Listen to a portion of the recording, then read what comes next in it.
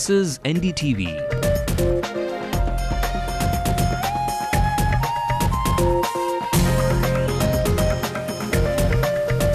And you're watching Ndtv-Hindu.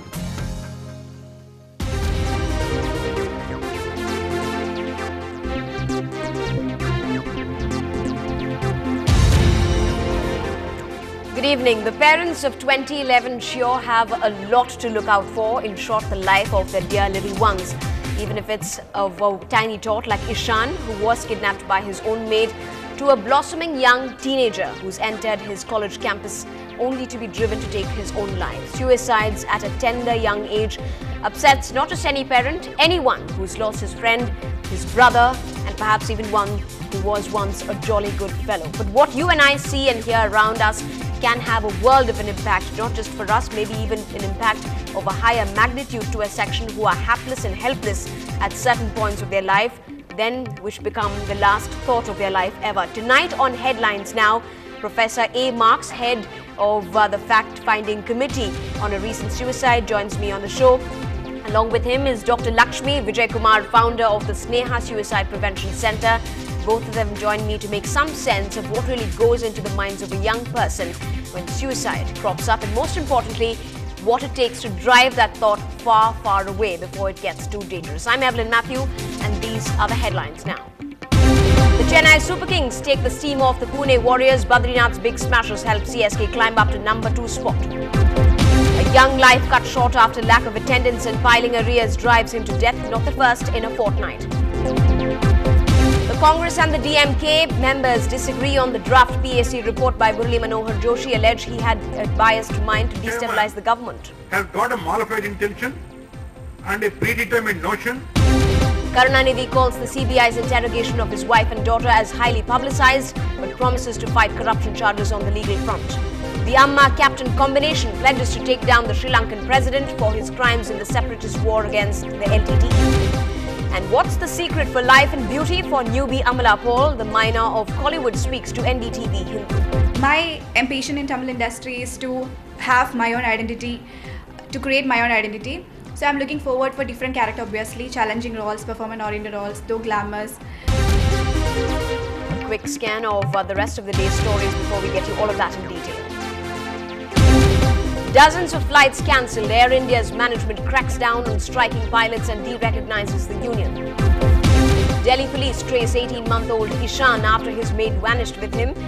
His parents regret hiring her without verification. Duncan Fletcher takes over from Gary Kirsten as the new Indian coach from the West Indies tour onwards. And Satya Sai Baba is laid to rest in Puttaparthi. The resting place is now opened for viewing. Our top story this evening, a student from an engineering college in the city committed suicide this morning, allegedly due to depression caused by overflowing arrears and lack of attendance. The boy was completing his course at the Thangavelu Engineering College. The body was first seen by his roommate when he returned after writing his exam.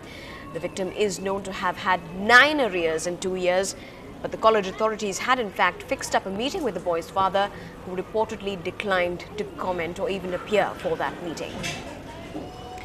But this is not the first in this fortnight alone. Just days after D. Ilayaraja, a student of the Vyasarpadi Ambedkar Government College, committed suicide for being denied an examination hall ticket allegedly due to his poor attendance. Now, a fact-finding committee consisting of members of the People's Union for Human Rights has come out with a report that suggests that the college administration is to blame in most cases of such tragic deaths. The committee is now demanding that the college arrange for a re-examination as a special case and provide adequate compensation to the family of Ilayaraja.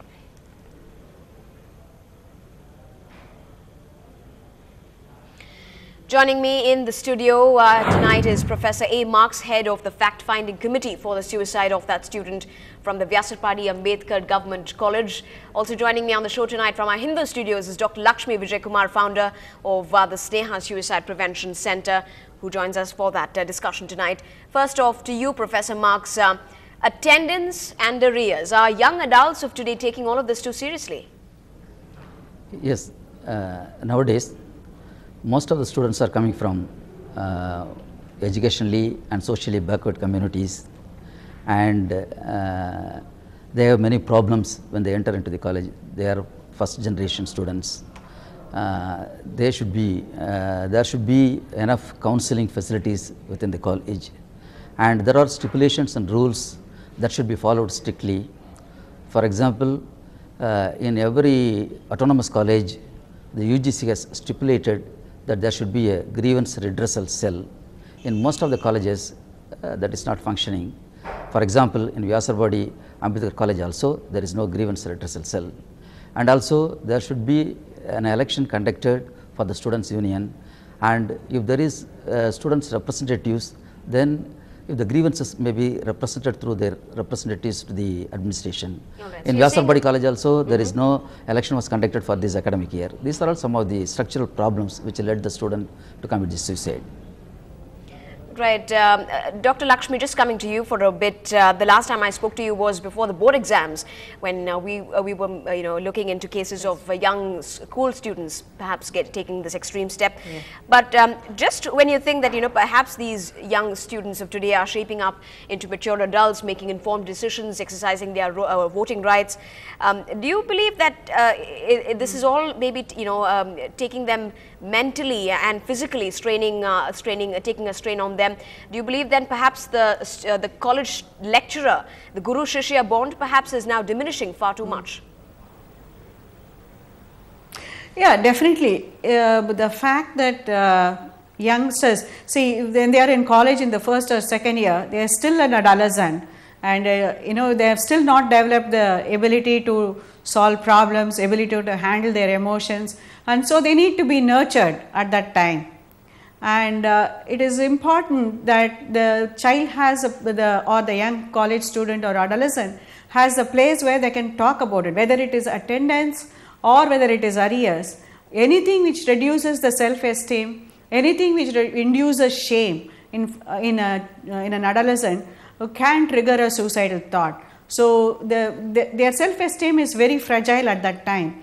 So we should have all the efforts to improve the self-esteem rather than reduce the self-esteem by punishing them or making them ashamed in front of their family and friends is not really going to solve the problems. So we should have make efforts to improve their self-esteem. And I think many of the suicide never happens due to one single problem. There is a multiple problems. It's what we call as a biological, psychological and social problem. And so unless all are addressed, we are not going to make any headway in this. So we have to understand the psychology of the student. We have to understand the social pressures the student goes through in college, and also understand and also teach the students how to solve their problems. Many of them do not have the ability to solve their interpersonal problems or social problems, and those problem solving skills need to be taught right from the young, so that when they are an adolescent, they are able to cope with the stressors. Right, ma'am. Not too long ago, we also had a girl who had, in fact, taken to suicide because she was embarrassed. At least that's what the reports were saying, that she was embarrassed in a case of theft that was alleged to be her own doing. Yeah.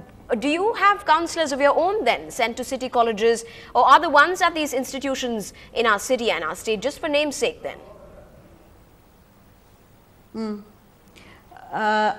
Can you tell me again, one institution? Are there, do you have counsellors from your own institutions going and maybe, approaching students of the city and the college and the state? Or are the counsellors already in these institutions just for namesake? I would put it this way, there are many colleges that does not have any counsellors. I think the counsellors who are in college, or many of them, are over, and they have been demanding for more counsellors, which is not fulfilled by the managements. And there are many colleges in the city which does not have a counsellor. But yes, from Sneha, we do go to schools and colleges and teach them about what we call as life skills and solving stress and how to problem solve and how to handle stress. We have been conducting workshops for both schools and college students in and around the city, and even in rural areas also.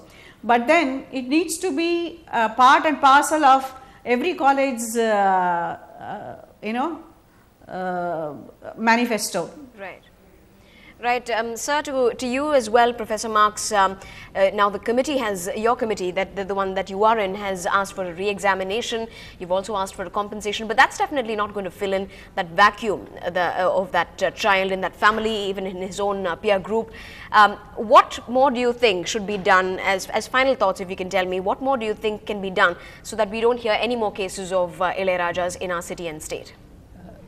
We should strictly follow the already existing stipulations and rules, and enough number of teachers should be appointed in every colleges. For example, in Vyasarpadi College, there is no permanent principal there, and in that particular department, all the teachers are guest lecturers. In that case, when all the teachers are guest lecturers, one permanent staff from other departments should be made in charge of that one. These stipulations were not followed there, and sensitization programs and courses should be conducted to teachers. When young teachers come to the college, they should understand that we are working in a poor country, and most of the students coming to our college are from lower strata of the community, and we should not merely enforce the discipline there. Compassion should be there when we approach the students, and all these problems should be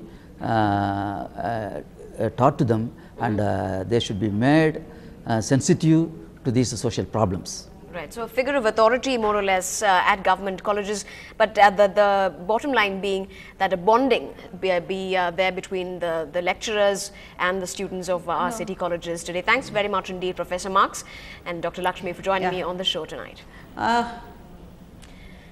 Well, moving on to some more news from the state, NDTV has accessed details of the contentious draft report of the Public Accounts Committee. This includes comments on the role of the Prime Minister, Mr. Chidambaram's role as the Finance Minister then. Congress and DMK members of the PAC had met a while back, and among the ones who were present were Kapil Sibal, Chidambaram and Narayan Swamy, as well as Pavan Bansal. The Congress and the DMK have objected to a report prepared by a parliamentary committee on the 2G spectrum scam. Most important documents were not passed on to the members. It is the chairman that look at the documents in the committee, and most of the time he was only asking questions and trying to get answers from the witness in a way he wants. Putting words in their mouth. That also, putting words in their mouth. That also, many of the members have objected to it. So in this background, it is very clear to our mind that this chairman has got a modified intention and a predetermined notion and possibly some plan to destabilize the government, which also is getting confirmed through the media and the press reports. Still ahead on the headlines now, as the curtain falls on the final moments of Sai Baba's journey, devotees get a last peek at the Guru.